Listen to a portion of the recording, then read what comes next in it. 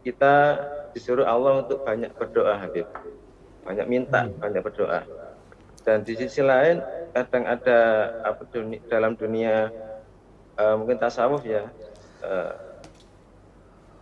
karena terlalu banyak nikmat Allah yang diberikan kepada kita, akhirnya kita malu untuk berdoa gitu, Habib.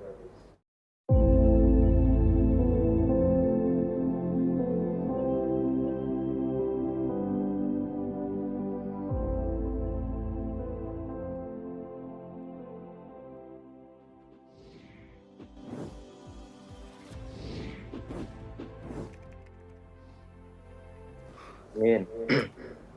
Pertanyaan saya, Habib, sebenarnya tadi pertanyaannya hampir sama dengan Mbak Eli Dewi. Hubungan antara yakin sama tawakal, yakin sama pasrah. Tapi tadi sudah terjawab. Jadi pertanyaannya ini saya rubah, Habib. Kan kita disuruh Allah untuk banyak berdoa, Habib. Banyak minta, banyak berdoa. Dan di sisi lain kadang ada dalam dunia mungkin tasawuf ya, karena terlalu banyak nikmat Allah yang diberikan kepada kita, akhirnya kita malu untuk berdoa gitu, Habib. Malu karena sudah terlampau banyak nikmat yang diberikan, jadi kalau berdoa malu. Lah, ini mana yang terbaik, Habib, antara minta yang banyak sama tidak berdoa karena yakin terlalu banyak nikmat yang diberikan kepada kita. Seperti itu, Habib. Ya, makasih banyak. Makasih Mas Dian, diingatkan lagi masalah doa dan tawakal. Saya mau kasih satu penjelasan yang mudah-mudahan manfaat buat semuanya ya, umat Islam dimanapun Anda berada.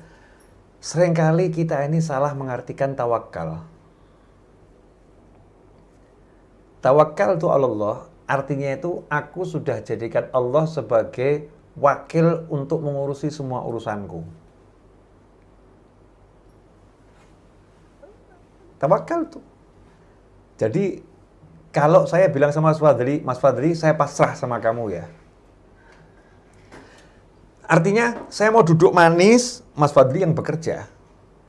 Betul begitu Mas Fadli? Insya Allah, Oke. Kalau misalnya saya bilang sama supir bus, Mas, saya pasrah loh Mas sama jenengan ya Mas ya. Saya mau duduk, mau tidur. Supir busnya mengatakan, Bapak duduk saja udah, nanti bangun udah sampai tujuan. Jadi ketika saya bilang Bismillah tawakkaltu 'alallah, artinya Bismillah. Saya minta tolong sama Allah, saya pasrah, saya serahkan semua ke Allah. Itu artinya tawakal. Jadi orang yang tawakal itu orang yang percaya penuh. Ya, konsep tawakal jangan salah. Orang tawakal itu percaya 100%. Kalau saya naik pesawat, saya kemudian duduk pakai sabuknya saya pakai, saya duduk, kemudian saya tidur karena saya pasrah sama pilot. Saya percaya penuh sama pilotnya. Kalau saya nggak kenal pilotnya, saya percaya sama maskapainya. Nggak mungkin maskapainya pilih pilot sembarangan. Saya percaya total. Dah, saya akan tidur. Saya akan nikmati. Saya nggak akan mikir. Nanti kalau pesawatnya jatuh gimana? Nanti kalau pilotnya lagi tiba-tiba ngantuk gimana? Nanti enggak. Saya percaya maskapainya benar. Saya percaya pilotnya benar. Udah saya duduk manis. Satu. Kalau kemudian saya naik bus. Saya naik bus kemudian saya masuk supir busnya. Saya percaya sama supir busnya. Saya akan duduk di bus itu nggak akan turun. Udah saya pasrah. Saya akan duduk. Saya akan tidur. Pasrah sama supir bus. Kalau saya pasrah sama Mas Fadli tolong bereskan ini. Udah saya pasrah. Saya nggak akan ragu. Orang pasrah itu percaya 100%. Percaya total. Itulah tawakal. Lah seringkali kita salah mengartikan tawakal. Tawakal dari artikan udah saya nyerah. Yaudahlah saya pasrah aja. Ini namanya nyerah bukan pasrah. Ini namanya putus asa. Namanya putus asa. Sama Allah Ta'ala, kita harus membangun pasrah itu diawali dengan Bismillah. Aku minta tolong sama Allah, jadi aku percaya penuh sama Allah. Maka ketika orang itu berdoa, maka dia wajib tawakal. Nggak ada kemudian doa dulu, nanti kemudian tawakal. Nggak ada, Bismillah terus mandek. Ada, Bismillah. keluar bismillah, selesai. Bismillahi tawakkaltu 'alallah, selesai. Jadi itu satu kesatuan. Ketika minta, ya harus percaya. Saya minta rezeki sama kamu ya Allah. Ya udah percaya. Jangan kemudian nanti kalau nggak dapat rezeki bagaimana ya? Nanti namanya nggak percaya sama Allah ini. Ini nggak pasrah sama Allah ini. Kalau pasrah, percaya penuh, apa yang dihasilkan? Bisa tidur di bis saya. Saya percaya sama supirnya, tidur. Saya percaya sama pilotnya, tidur saya.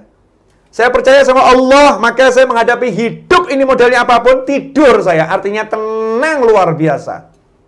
Hati ya, hati pikir, tenang. Makanya orang yang berdoa itu dia ketika berdoa dalam keadaan percaya penuh. Dalam keadaan tawakal sama Allah Subhanahu wa ta'ala. Itu konsep tawakal yang saya kenal, yang saya pelajari, yang saya pahami. Itulah tawakal. Jadi bukan tawakal itu, usaha dulu nanti kamu tawakal.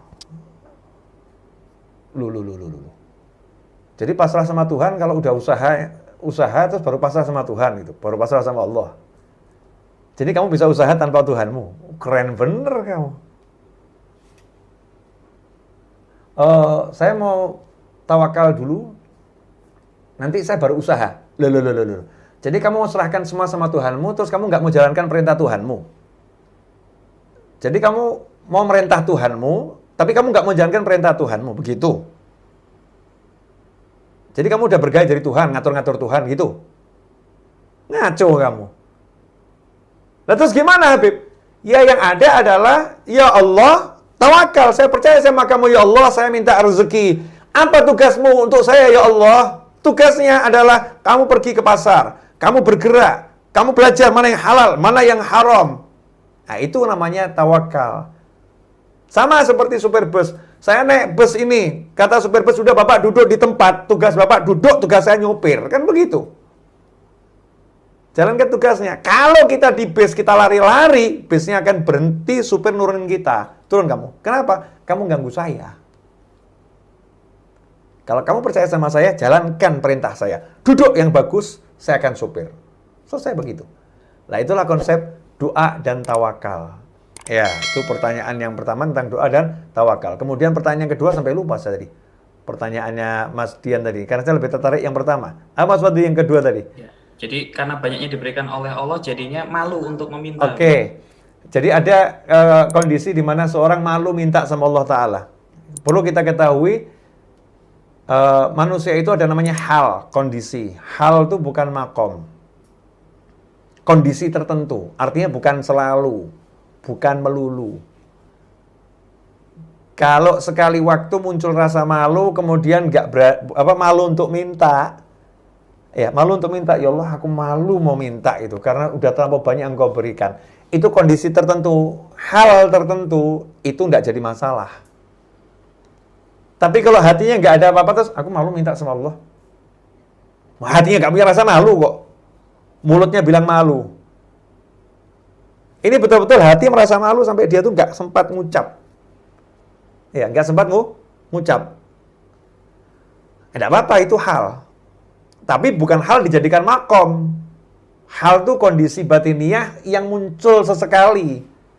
Jangan hal dijadikan makom. Makomnya nggak pernah meminta. Ajaran Nabi yang mana itu? Ajaran Rasul yang mana itu? Ajaran Wali yang mana itu? Kitab yang mana yang seperti itu? Nah kadang kita ini belajar tapi nggak paham. Itu orang-orang soleh bicara seperti itu ketika kondisi hatinya lagi begitu.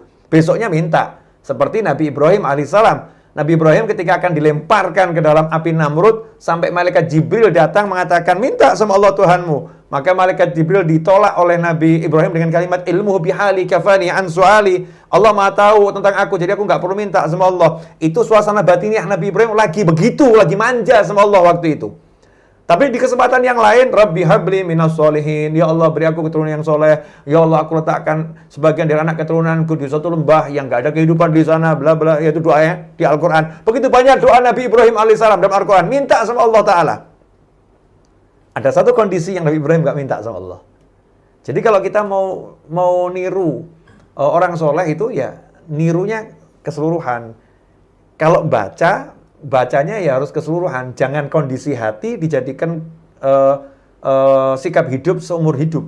Enggak. Ada kondisi hati tertentu. Itu namanya hal. Ya. Oh, hal itu ya tahawal, pindah-pindah, ganti-ganti. Hari ini kondisi halnya takut sama Allah, takut betul. Kunci diri di kamar, ingat neraka. Besoknya tiba-tiba nggak ingat neraka sama sekali, ingatnya surga terus. Hal. Pindah-pindah manusia. Nah, pindah-pindahnya manusia itu hati yang begitu indah. Ya itu indah. Jadi nggak masalah ketika suatu saat ada kondisi hatinya seperti itu. Seperti seorang istri yang biasa minta sama suaminya, minta nggak pernah malu, minta kasih sama suami, dikasih terus. Tiba-tiba suatu hari dia nggak minta, ditanya sama anaknya, mama kenapa nggak minta sama papa, nggak minta sama ayah? Malu sama ayahmu, terlampau banyak memberi. Hari itu lagi muncul rasa malunya, ya boleh. Ya, hari itu cuma setengah jam, 1 jam kemudian mintanya lebih banyak lagi. Ya, itu namanya hal, ya kondisi hati. Begitu, Mas Dian, jazakumullah khairan.